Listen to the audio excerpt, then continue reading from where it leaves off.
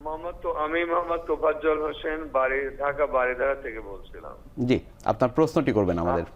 আমার প্রশ্নটা হলো, আমি দীর্ঘদিন থেকে ইকোস্পিরিন খেতাম। আচ্ছা।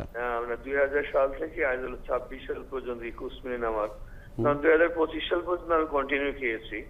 এর মধ্যে আমার মাঝে প্রবলেম হচ্ছে, আমি ইকোস্পিরিন খাওয়ার পর আমার কিছুদিন মধ্যে আমার কফের সঙ্গে ব্লাড আসতো। আমি অনেকবার মানে যক্ষা ইনস্টিটিউটে টেস্ট করছি ঢাকাতে, তারা বলছে না এগুলো আপনার যক্ষার কোনো সিমটম নাই। আমাকে বলে আপনি কি কি ওষুধ খান, তখন আমি বললাম আমি প্রথম ইকোস্পিরিন খাই, তারপর রেভারস। উনি বলছে এই ওষুধের কারণে আপনার ইয়েতে যাচ্ছে, ব্লাড যাচ্ছে। তারপর আমি এবার কেয়ার ডাক্তার আতাহার আলীর সঙ্গে উনি হলো আমার ডাক্তার, ওনাকে বললাম, উনি দেখেই বললো আপনার ব্লাডটা যাচ্ছে ইকোস্পিরিন এর জন্য, রেভারক্সের জন্য। উনি সঙ্গে সঙ্গে বন্ধ করে দিলেন। এখন ওই বন্ধ করার পর কিছুদিন বন্ধ করার পর আবার যখন চালু করে আবার রক্ত আসে, এরকম করতে অন্তত 1 বছর পার হয়ে গেল। তারপরে আমাকে উনি রেফার করলেন মেডিসিনের একজন মানে ওই ফুসফুসের ডাক্তার বিশেষজ্ঞের কাছে। উনি আমার ওই হার্টের যে সিটি স্ক্যান এমআরআই সবকিছু করার পর বললো আপনার মানে বনক্রাইটিস একটা মানে আমি অসুখ আছে, এর কারণে আপনার ফুসফুসটা ইনফেকশন হয়ে গেছে। কিন্তু এখন ওই ওষুধটা খেলেই আমার ব্লাড আসে। কিন্তু আমার ওই যিনি মানে মেডিসিনের ডাক্তার এসএম আব্দুল্লাহ সাহেব, উনি বললেন আমি এটা ব্যবস্থা করতে পারবো না, আপনি আপনার হার্টের ডাক্তারের সঙ্গে পরামর্শ করুন। উনি আমাকে বারবার বলছে কেন হচ্ছে, উনি বলছে দাঁড়ান আমি আপনাকে হসপিটালে ভর্তি, আমরা কয়েকজন বিশেষজ্ঞ ডাক্তার নিয়ে আমি আপনাদের বোর্ড মিটিং বসাবো। আমার আর্থিক সচ্ছলতা না থাকাতে ওইরকম আমি এখন আপাতত ওই ওষুধটা আমার টোটালি বন্ধ হয়ে গেছে। ওই ওষুধ বন্ধ রাখলে আমার ব্লাড আসে না, আবার ওষুধ চালু করলে ব্লাড চলে আসে। এর জন্য করণীয় কি ধরনের চিকিৎসা হতে পারে আমার জন্য? আমার ফ্যামিলিতে সবাই হার্টের রোগী আছে, মা ছিল, বাবা ছিল, আমিও হার্টের রোগী আছি। আমার বাবা মা দুইজন স্ট্রোক করে মারা গেছে, কিন্তু আমার কোনো ব্লক নেই, কোনো কোলেস্টেরল হাই। কোলেস্টেরল ওষুধ আমি আজ 25 বছর ধরে একটানা খাচ্ছি। নিশ্চয়ই। জি, অধ্যাপক ডক্টর মোহাম্মদ শাহাবুদ্দিন খান, দর্শকের এখন কি করণীয়? আপনি ব্লক নাই সেটা কিভাবে বুঝলেন? আপনি কি এনজিওগ্রাম করা হয়েছিল? জি, আমি এনজিওগ্রাম 4 বার করেছি।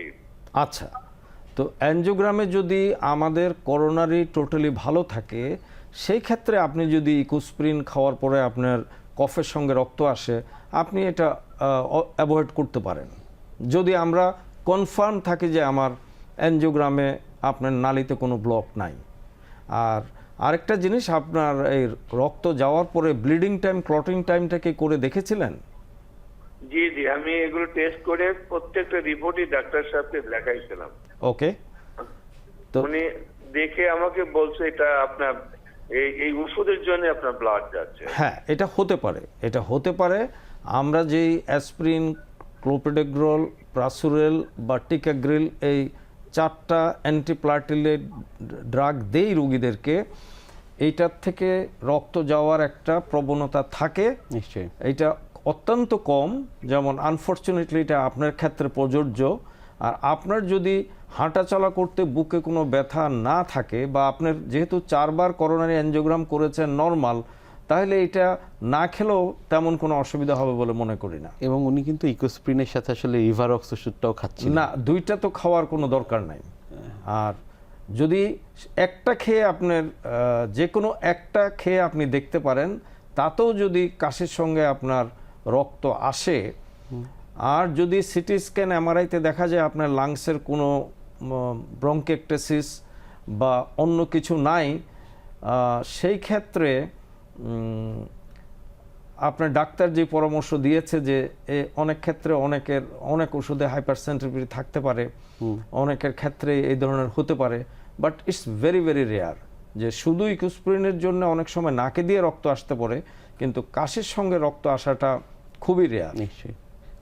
সেক্ষেত্রে তাহলে উনি আসলে কার পরামর্শ নেবেন? মেডিসিনের ডাক্তারও দেখিয়েছেন, হৃদরোগ বিশেষজ্ঞ ডক্টর আতাহার আলীকেও দেখিয়েছেন, এখন তাহলে কার পরামর্শ মতে ওষুধগুলো খাবেন? যদি ওনার অ্যানজিওগ্রাফিক্যালি প্রুভেন যে ওনার কোনো ব্লক নাই, সেই ক্ষেত্রে অ্যাসপিরিন যদি বন্ধ রাখেন, আমি এমন কোনো ক্ষতি দেখি না।